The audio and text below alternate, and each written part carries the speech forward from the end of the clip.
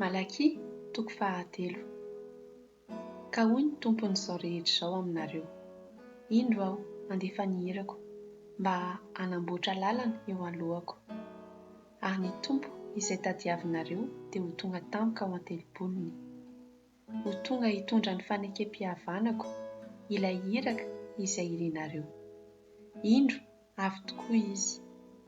Nefa zovy no hatanto ny andro hiaviany, ary zovy koa no hahajoro rehefa iseho izy, fa ho tahaka ny afon'ny mpandrendrika sy ho tahaka ny savony mpanasa lamba izy.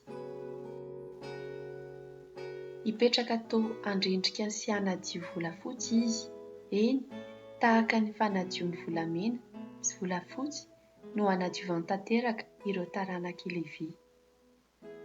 Koa dia hanolotra fanatitra amin'ny tompo ara-pahamarinana ireo, ary homamy ny tompo ireo fanatitry ny vahoaka ny Joda sy Jerosalema toy ny tamin'ny andro taloha sy tamin'ny taona fahiny. Ary hoy ny tompon'izao rehetra izao hoe: ho avy eo aminareo aho mba hitsara anareo.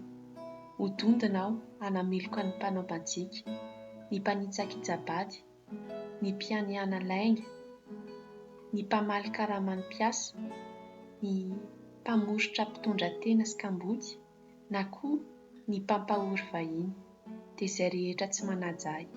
Eny, izao tompo dia tsy miova, fa tsy mitsahatra kosa ny mahataranaka Jakoba anareo. Fa hatramin'ireo razana talohanareo no efa nialanareo tamin'ny didiko, ka tsy nitandremanareo izany. Miverena amiko dia hiverina aminareo koa ny tenako, hoy izao tompon'izao rehetra izao. Nefa dia hoy ianareo hoe: ahoana no hiverenanay aminao? Dia hamaly anareo aho hoe: azon'ny olona fitahina ve Andriamanitra no mamitaka ahy ianareo? Dia manontany indray ianareo hoe: amin'inona no amitahanay anao? Amin'ny fandrotsahana ny ampahafolon-karena sy amin'ny fanaovanareo fanatitra.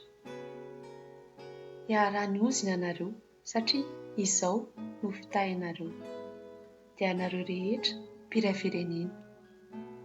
Enti-manontolo ary ny ampahafolon-karena ao an-trano fitahirizana azy, mba tsy ho tapaka sakafo ao an-telopoloka.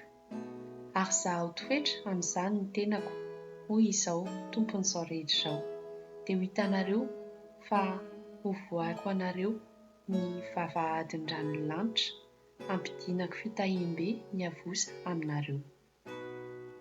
Tsy havelako hanimba ny volonareo ny bibikely, ka ahavanim-bo ny voalobokareo any an-tsaha, hoy izao tompon'izao rehetra izao. Ary ataon'ny fireneny rehetra hoe sambatra ianareo, satria ahafinaritra hivelomana ny taninareo, hoy izao tompon'izao rehetra izao.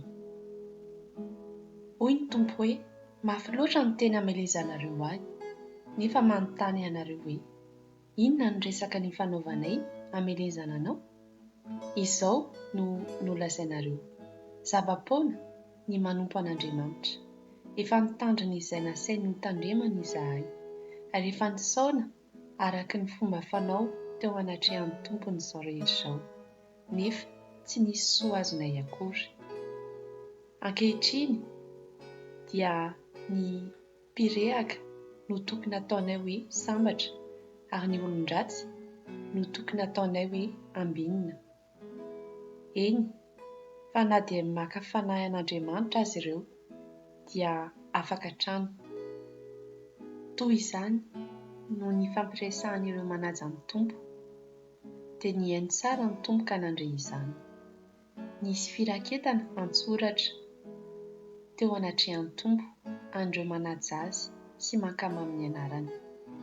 Ary hoy ny tompon'izao rehetra izao hoe: amin'ny andro izay ho tendreko, dia ho raky-tsoa fananako ireo olona ireo, ary hitsimbina azy aho toy ny fitsimbindray ny zanany izay manompo azy. Ka dia ho hitanareo indray ny fahasamihafan'ny olo-marina sy ny olon-dratsy, dia ny manompo an'Andriamanitra sy ny tsy manompo azy.